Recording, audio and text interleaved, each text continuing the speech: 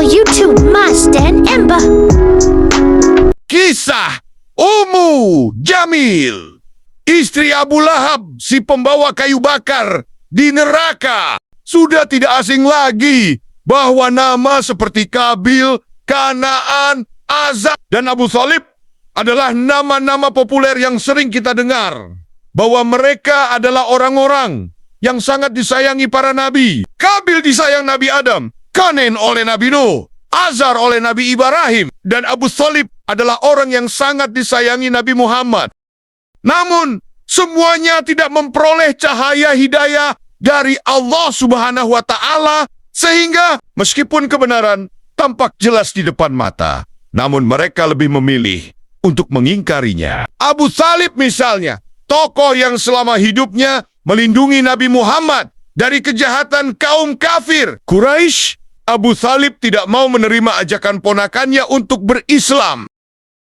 Begitupun juga dengan Kanen, putra kesayangan Nabi Nuh, yang menolak keras dan tegas seruan untuk beriman. Padahal, sesaat sebelum banjir bandang menenggelamkan dirinya, sang ayah, Nabi Nuh, sudah menawarkan bantuan untuk segera naik ke atas perahu. Akan tetapi, karena kesombongan hatinya, Kanan menolaknya dan akhirnya meninggal terseret banjir. Rupanya, selain nama di atas orang-orang kesayangan Nabi yang tidak berhasil diselamatkan, antara lain istri Nabi Nuh, Wailah istri Nabi Luz, Firaun, ayah angkat Nabi Musa, Abu Jahal, dan Abu Thalib paman Nabi, dan Ummu Jamil bibi Nabi Muhammad. Namun kali ini akan membahas sedikit dari kisah singkat dari Ummu Jamil. Sama seperti suaminya, Abu Lahab, Ummu Jamil adalah salah seorang kesayangan Nabi Muhammad yang tidak berhasil diselamatkan. Wanita terkenal dengan nama Ummu Jamil binti Harb ini bernama asli Aura bint Harb bin Umayyah. Jadi, selain bibi ipar dari Nabi, ia juga memiliki garis keturunan yang dekat dengan beliau. Tak heran jika Nabi menganggapnya sebagai salah seorang yang patut untuk dihormati. Namun penghormatan Nabi itu tampaknya sia-sia. Pasalnya, Ummu Jamil tetap mengganggu dan menyusahkan Nabi dengan berbagai tipu daya, termasuk memasang duri dan kotoran di jalan yang akan dilewati Nabi. Bersama suaminya, ia sangat sering mengganggu, bahkan meneror Nabi. Dalam surah Al-Lahab dikatakan, binasalah kedua tangan Abu Lahab, dan sesungguhnya ia akan binasa. Tidaklah berfaedah kepadanya harta bendanya dan apa yang ia usahakan. Kelak ia akan masuk ke dalam api yang bergejolak. Dan begitu pula istrinya, pembawa kayu bakar yang di lehernya ada tali dari sabut. Quran Surat Al-Lahab 111, 1-5. Sejatinya Ummu Jamil adalah perempuan terhormat. Bagaimana tidak? Ia berasal dari keluarga kalangan bangsawan yang dihormati masyarakat Quraisy. Namun, ia diibaratkan sebagai sosok yang matanya buta sebelah. Karena ia membenci seluruh umat manusia. Kegemarannya hanyalah menyebarkan berita fitnah dan mengadu domba. Sementara, puncak kebahagiaannya adalah jika ia berhasil menyalakan api permusuhan di antara orang-orang, sehingga mengobarkan api kebencian dan putusnya hubungan kekeluargaan di antara mereka. Bahkan, ia sangat sering gosip-menggosip, mengumbar kata-kata buruk di belakang orang lain, namun bermanis-manis di depannya. Alkisah, suatu pagi, Ummu Jamil dan Abu Lahab dikejutkan oleh suara yang menyeru agar penduduk kota Makkah berkumpul. Siapa orang yang menyeru itu sehingga mengganggu orang tidur? Ucap Ummu Jamil. Ia lantas membangunkan suaminya agar datang melihatnya. Namun, sang suami hanya membalikkan badan. Ia merasa tubuhnya lemah karena semalam suntuk bermabuk-mabukan bersama temannya. Sang istri tak putus asa. Berkali-kali ia membangunkan, tetapi Abu Lahab tetap malas. Hingga akhirnya, dengan langkah berat, Abu Lahab keluar rumah menuju tempat seruan berkumpul. Siapa gerangan? Orang yang menyeru agar berkumpul ternyata orang itu adalah Nabi Muhammad. keponakannya sendiri, anak dari Abdullah bin Abdul Muthalib. Dua orang putra Abu Lahab telah mengawini dua orang putri Nabi Muhammad. Pastilah seruan Nabi Muhammad mengandung soal yang sangat penting. Abu Lahab lantas menghampiri Nabi yang sedang berdiri di Bukit Safa yang akan menyampaikan risalah Allah Subhanahu wa Ta'ala kepada seluruh umat manusia. Nabi berseru kepada kaum Quraisy, "Hai kaum Quraisy, hai Bani Abdi Manaf, hai Bani Abdul Muthalib, bagaimana pendapat kalian jika aku beritahukan bahwa ada serbuan pasukan berkuda dari lereng gunung itu? Apakah kalian akan percaya dengan kata-kataku?" Mereka dengan serentak menjawab, "Percaya, kami belum pernah menyaksikan engkau berdusta sedikit pun Muhammad." "Baik, aku diutus Allah sebagai pemberi peringatan akan datangnya siksa Allah yang sangat pedih. Oleh karena itu, ikutilah aku dan berimanlah kepada Allah, Tuhanku, Tuhan yang menguasai hari pembalasan."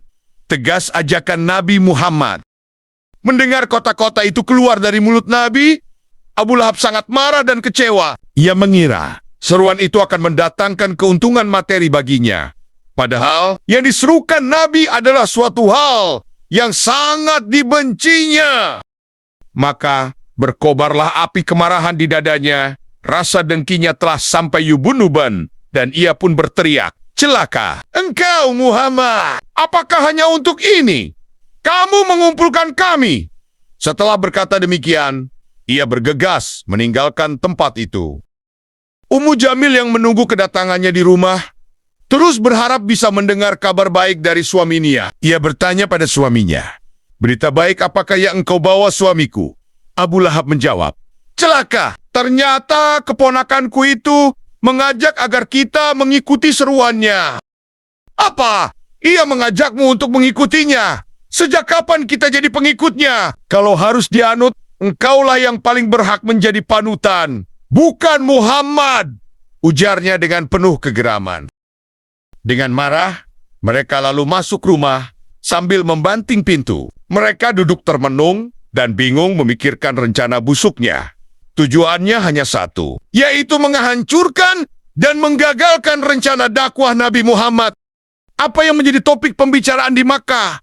Bahwa Allah telah memilih Muhammad sebagai rasulnya tidak menjadi persoalan rahasia. Seruan Nabi Muhammad agar masyarakat meninggalkan praktik penyembahan berhala dan mencampakkan segala macam patung sudah menjadi terang-terangan. Bahkan dakwah Nabi Muhammad dilakukan secara intens. Demikian halnya dengan budak laki-laki dan perempuan yang semula mengikuti Nabi Muhammad dengan sembunyi-sembunyi. Sekarang juga sudah mulai berani memperlihatkan keimanan mereka. Kini, Nabi Muhammad SAW sudah melangkah lebih jauh lagi dalam hal ini mengajak seluruh umat untuk beriman kepada Allah Subhanahu wa Ta'ala dan mengikuti ajarannya. Masih tentang Ummu Jamil, ia adalah pendengki yang tidak henti-hentinya bertindak memusuhi Nabi dan kaum muslimin. Setiap hari, ia tetap mencari dan mengumpulkan duri-duri dan menyebarkannya di jalan yang akan dilalui Nabi.